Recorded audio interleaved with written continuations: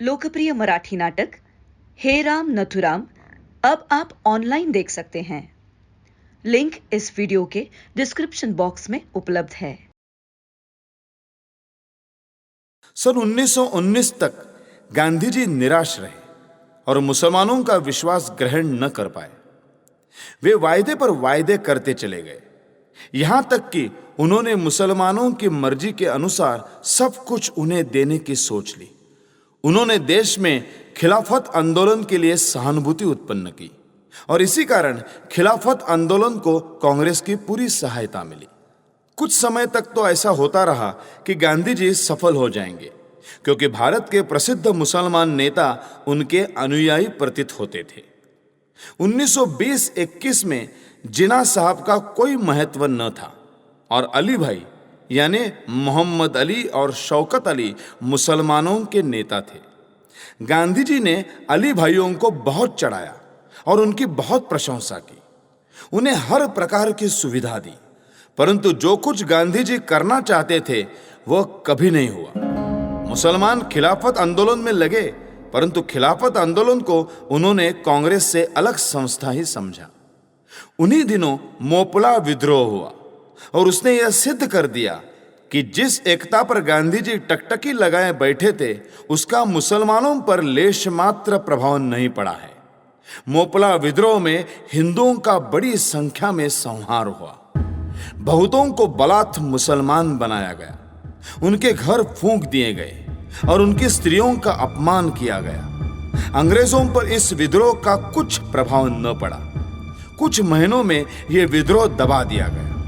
गांधी जी ने देख लिया कि उनकी हिंदू मुस्लिम एकता कहां तक सफल हुई है। खिलाफत आंदोलन असफल रहा और गांधी जी की किसी ने नहीं सुनी। अंग्रेज अधिक शक्तिशाली हो गए और मुसलमान हिंदुओं के पक्के विरोधी हो गए, परंतु गांधी जी अपनी एकता की जिद पर अड़े रहे। 1919 में चुनाव के अधिकार अलग कर दिए गए और लेजिस्लेचर बोर्ड और कैबिनेट में भी सदस्य लेते समय जाति का ध्यान रखा जाने लगा। नौकरियां भी मुसलमान और हिंदू कहकर दी जाने लगी और मुसलमानों को ऊंची ऊंची नौकरियां अंग्रेज ने केवल इस कारण दी कि उन्होंने स्वतंत्रता आंदोलन में भाग नहीं लिया और वे अंग्रेजों के यहां रहने के पक्ष में रहे। मुसलमानों की सहायता अंग्रेजों ने यह कहकर की कि वह अल्पसंख्यक जाति की रक्षा कर रहे हैं और इस प्रकार हर मुसलमान में हिंदू के विरुद्ध विष भरा गया और गांधी जी के हिंदू मुस्लिम एकता के नारे निरर्थक रहे। परंतु अब भी वे इसी आशा में बैठे थे कि वे हिंदू और मुसलमान दोनों का नेतृत्व करेंगे। जो जो उनकी पराजय होती गई, त्यों त्यों वे मुसलमानों के लिए अधिक बलिदान करने को तत्पर होते गए। देश की दशा बिगड़ती गई और 1924 में सबको यह निश्चय हो गया कि अंग्रेज सब प्रकार से सबल होकर जमे हुए हैं। हर प्रकार से अंग्रेज ही जीत में थे, परंतु जिस प्रकार हारा हुआ जुआरी दांव पर दांव लगाता चला जाता है, उसी प्रकार गांधी जी भी दांव लगाते चले गए। वे सिंध और सीमा प्रांत को भी अलग करने पर सहमत हो गए।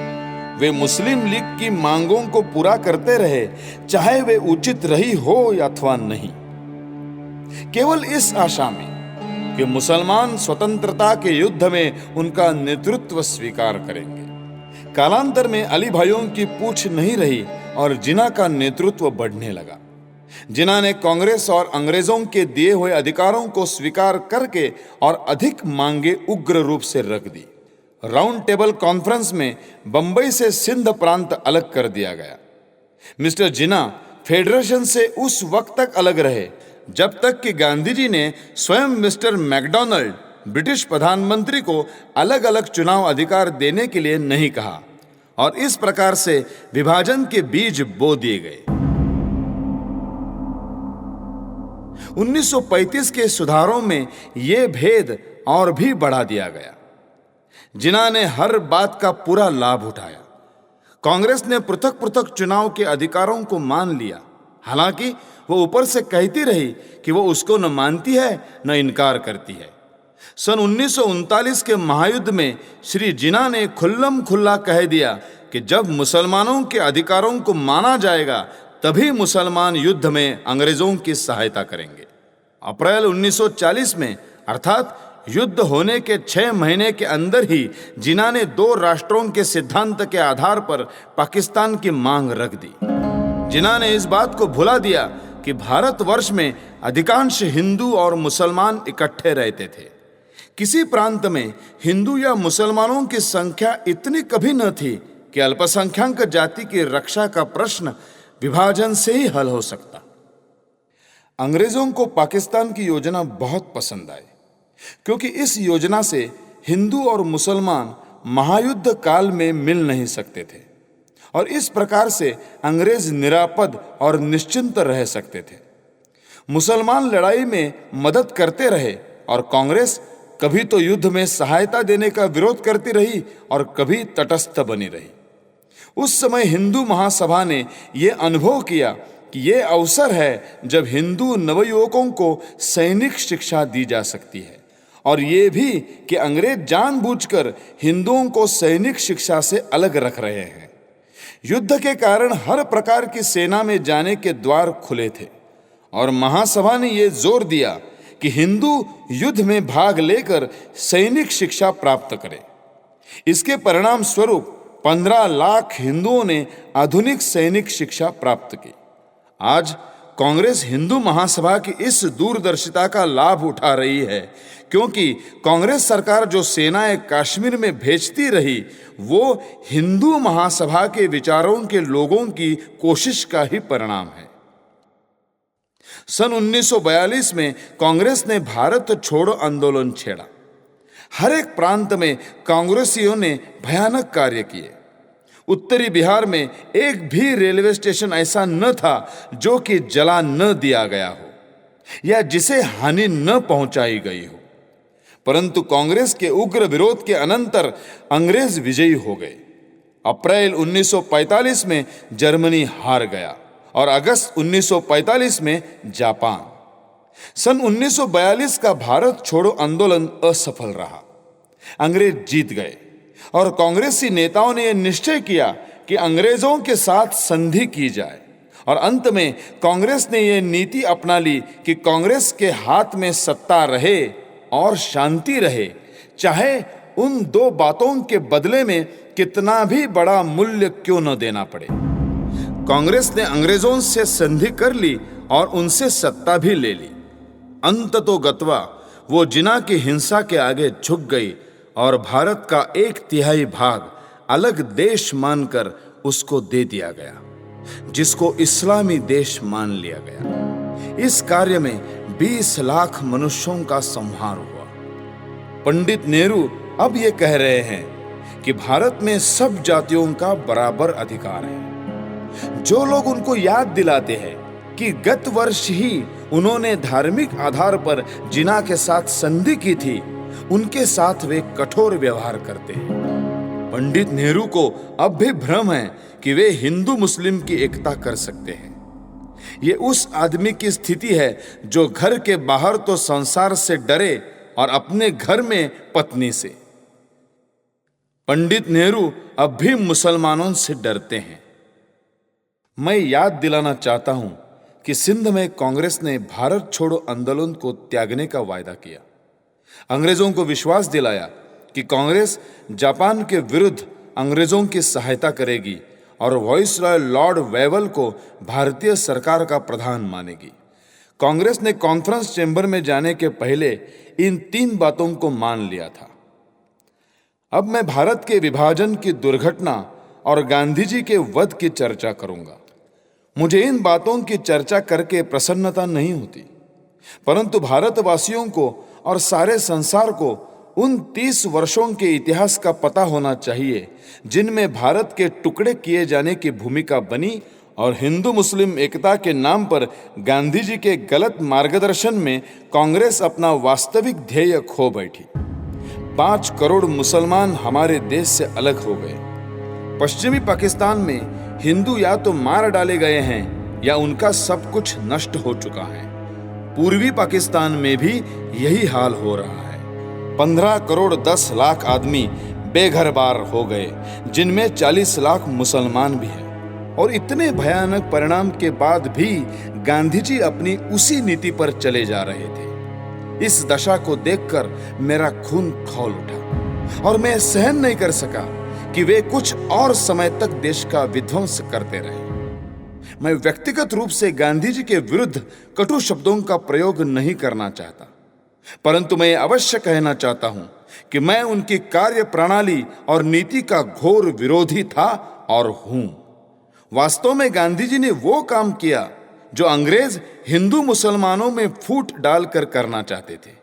उन्होंने भारत का विभाजन करने में अंग्रेजों की सहायता की, और मुझे तो अब भी विश्वास नहीं है कि अंग्रेज भारत से अपना संबंध तोड़ देने का इरादा रखते हो। 32 वर्षों से गांधी जी मुसलमानों के पक्ष में जो कार्य कर रहे थे, और अंत में उन्होंने जो पाकिस्तान को 55 करोड़ रुपए दिलाने के लिए अनशन करने का निश्चय किया, इन बातों ने मुझे विवश किया कि गांधी जी को समाप्त कर देना चाहिए। भारत आने के पश्चात उन्होंने ऐसी नीति पर कार्य किया और अपने निर्णय को वे इस प्रकार अंतिम निर्णय समझने लगे कि यदि देश को उनके नेतृत्व की आवश्यकता हो तो वो उनके कहने पर चले, अन्यथा वे कांग्रेस से अलग होकर अपने ढंग पर व्यक्तिगत रूप से चलने पर तैयार हो जाते थे। ऐसी हालत में यही हो सकता था कि या तो उनकी सब प्रकार की अच्छी बुरी बातें मानी जाए और उनके दृष्टिकोण के अनुसार कार्य किया जाए, या उनके बिना कार्य किया जाए। प्रत्येक निर्णय वे स्वयं करते थे। असहयोग आंदोलन के सब कुछ वही थे। सब अधिकार उन्होंने अपने पास ही रखे कि कब उसे प्रारंभ और समाप्त किया जाए, चाहे आंदोलन सफल हो या असफल, चाहे इसके कारण कितनी भी विपत्तियां आए, परंतु गांधी जी अपनी जिद से नहीं हटते थे। अन्य किसी को आंदोलन की रूपरेखा नहीं जानने देते थे।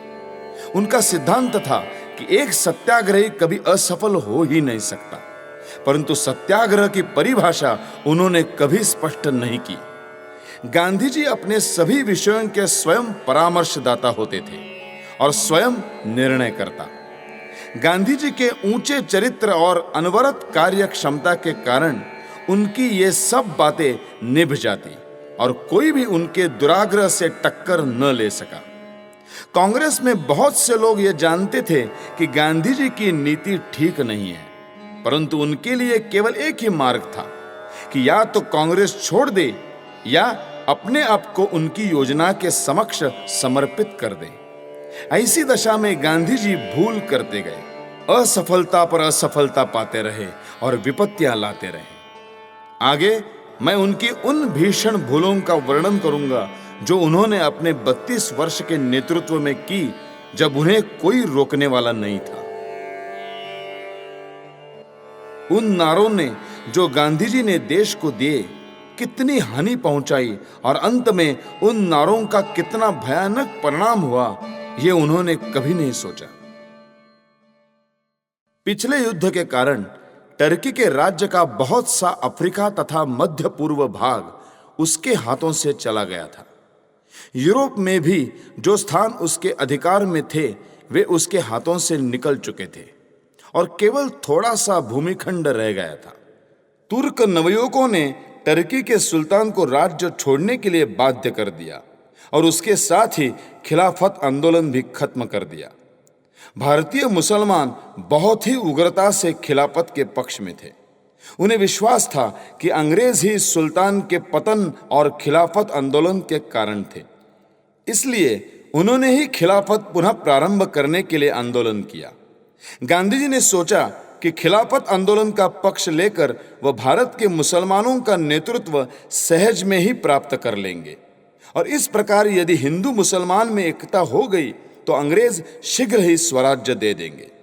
गांधी जी ने खिलाफत आंदोलन में कांग्रेस को लगा दिया और इस प्रकार राजनैतिक आंदोलन में सांप्रदायिकता ले आए, जो कि बहुत महंगी पड़ी और भारत के लिए अत्यंत अनर्थकारी विपत्ति का कारण बनी। कुछ समय तक तो खिलाफत आंदोलन सफल होता दिखाई दिया। जो मुसलमान खिलाफत के पक्ष में न थे उनका महत्व घट गया और जो खिलाफत के लिए कार्य कर रहे थे उनकी महत्ता बहुत अधिक बढ़ गई।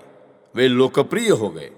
जिस प्रकार अली भाई, जिन्ना का तब तक कोई महत्व नहीं था और कुछ वर्षों तक उसकी ओर किसी ने ध्यान भी नहीं दिया था।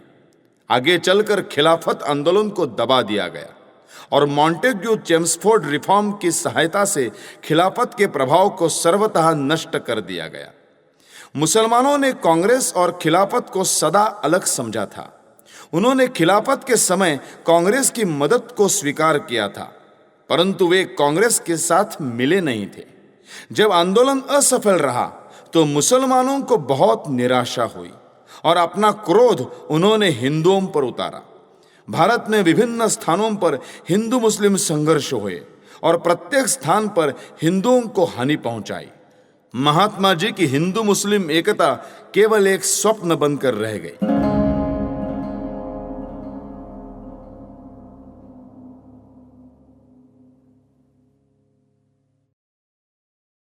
लाइक कीजिए, शेयर कीजिए, सब्सक्राइब कीजिए और हाँ, नए नए वीडियोस देखने के लिए बेल आइकन दबाइए। राष्ट्राय स्वाहा।